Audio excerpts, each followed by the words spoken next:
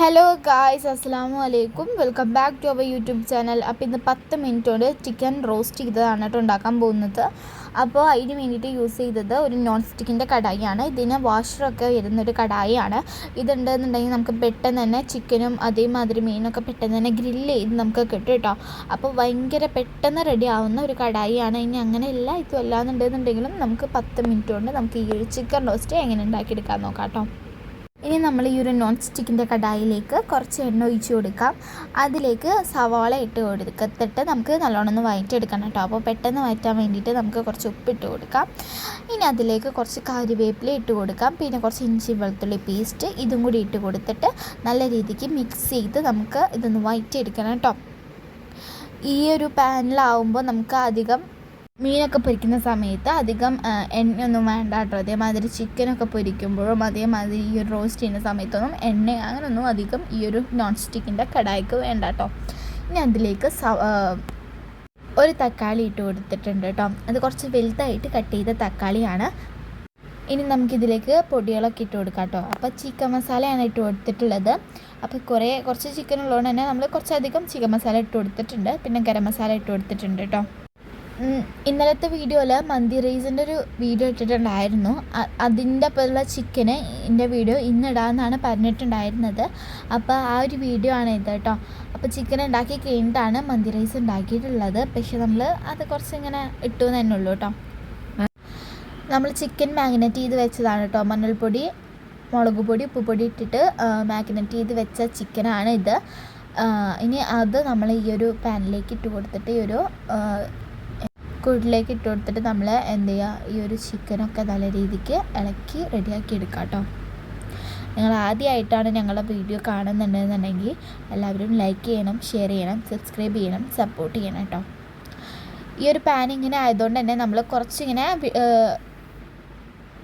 ചിക്കൻ്റെ പീസുകളൊക്കെ കുറച്ചിങ്ങനെ അകലത്തിൽ നമ്മളിങ്ങനെ വെക്കുക, പരസ്പരം ഒട്ടാത്ത രീതിക്ക് വെക്കണം കേട്ടോ. ഇത് ഞങ്ങൾ ഒരു ദിവസം മണ്ണാർക്കാട് പോയി വരുന്നൊരു ടൈമിൽ മേടിച്ചതാണ് കേട്ടോ ഈ ഒരു ഒനിയൻ പൗഡർ. ഇതിൻ്റെ യൂസ് എന്താണ്, ഇതിലൊക്കെയാണ് ഇടുക എന്നൊന്നും അറിയില്ല കേട്ടോ. പക്ഷേ നമ്മളതങ്ങനെ ഇട്ട് നോക്കിയെന്ന് തന്നെ ഉള്ളൂ. പിന്നെ ഇത് ഇട്ടിട്ടുള്ള എല്ലാ കൂട്ടാൻ്റെയും ടേസ്റ്റ് പ്രത്യേക നമ്മൾ സാധാ ഉണ്ടാക്കുന്ന ടേസ്റ്റല്ല, അതിനും അടിപൊളി ടേസ്റ്റ് ആയിട്ടാണ് കേട്ടോ കിട്ടിയിട്ടുള്ളത്. അപ്പോൾ ആ ഒരു ഒനിയൻ പൗഡറിൻ്റെ സത്യം പറഞ്ഞാൽ ആ ഒരു കുപ്പി കണ്ടിട്ടാണ് മേടിച്ചിട്ടുള്ളത്. പക്ഷേ ഇതിട്ടിട്ടുള്ള കൂട്ടാനുകളും അതേമാതിരി ചിക്കനൊക്കെ ഇതിട്ടിട്ടുണ്ടാക്കുമ്പോൾ ഭയങ്കര ടേസ്റ്റ് ഉണ്ട് കേട്ടോ. പ്രത്യേക ഒരു ടേസ്റ്റ് ഇങ്ങനെ മുകളിലേക്ക് നിൽക്കുകയാണ് കേട്ടോ ഈ ഒരു ഒനിയൻ പൗഡർ ഉണ്ടാക്കുന്ന ആ ഒരു ടൈമിൽ.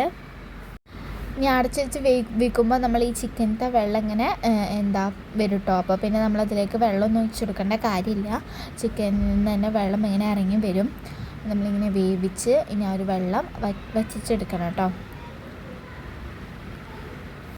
ഒനിയൻ പൗഡറിനെ കുറിച്ചിട്ട് നിങ്ങൾക്ക് അറിയുന്നുള്ളവരുണ്ടെന്നുണ്ടെങ്കിൽ ഈ വീഡിയോ കാണുന്നവർ അതൊന്ന് കമൻറ്റ് ചെയ്ത് എന്തിനൊക്കെയാണ് അത് യൂസ് ചെയ്യാമെന്ന് പറയുന്നുണ്ട് കേട്ടോ.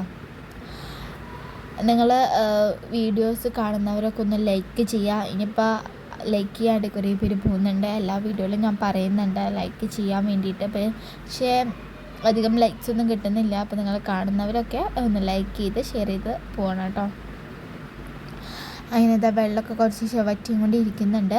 ഇടയ്ക്കിട്ട് ഓപ്പൺ ചെയ്തിട്ട് നമ്മൾ വീണ്ടും ഇതൊന്ന് മിക്സ് ചെയ്ത് റെഡിയാക്കി കൊടുത്താൽ മാത്രം മതി കേട്ടോ. അപ്പോൾ പെട്ടെന്ന് ആയിക്കോളും.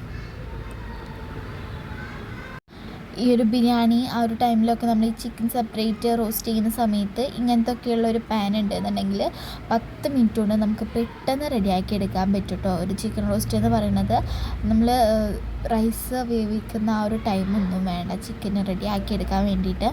കൂട്ടൊക്കെ റെഡിയാണെന്നുണ്ടെങ്കിൽ പെട്ടെന്ന് തന്നെ നമുക്ക് ഉണ്ടാക്കിയെടുക്കാൻ പറ്റും കേട്ടോ. പിന്നെ ഇതിൻ്റെ പ്രത്യേകത എന്ന് വെച്ചാൽ വേഗം എല്ലാതും ആയിക്കിട്ടും കേട്ടോ. പിന്നെ അതിലേക്ക് കുറച്ച് മല്ലിച്ചപ്പും കൂടി ഇട്ട് കൊടുക്കാം കേട്ടോ. മല്ലിച്ചപ്പിൻ്റെ മണം എല്ലാവർക്കും ഇഷ്ടമുള്ളവർ അത് ഇട്ട് കൊടുക്കുക, ഇല്ലെങ്കിൽ അത് കുഴപ്പമൊന്നുമില്ല കേട്ടോ. ഇവിടെ എല്ലാ ഫുഡ് ഐറ്റംസിലും മല്ലിയില ഇടും കേട്ടോ. അത് ഇവിടെ എല്ലാവർക്കും ഇഷ്ടമായതുകൊണ്ടാണ് അങ്ങനെ ഇടുന്നത്. അതിന് അതുകൂടി ഇട്ട് കൊടുത്തിട്ട് നമുക്ക് ഒന്ന് റോസ്റ്റ് ചെയ്ത് വെള്ളം കുറച്ചൊന്നും കൂടി ഒന്ന് വറ്റിച്ച് റെഡിയാക്കി എടുക്കാം കേട്ടോ. തുറന്ന് വെച്ചിട്ട് വേണം വറ്റിക്കാൻ വേണ്ടിയിട്ട്. ഭയങ്കര ടേസ്റ്റി ആയിട്ട് നമുക്ക് പെട്ടെന്ന് ഉണ്ടാക്കാൻ പറ്റിയ ഒരു സാധനമാണ് ഈ ഒരു ഇതെന്ന് പറയുന്നത്. അപ്പോൾ ഇന്നത്തെ വീഡിയോ ഇത്രയുള്ളൂ. അപ്പോൾ എല്ലാവർക്കും ബൈ, അസ്സലാമു അലൈക്കും.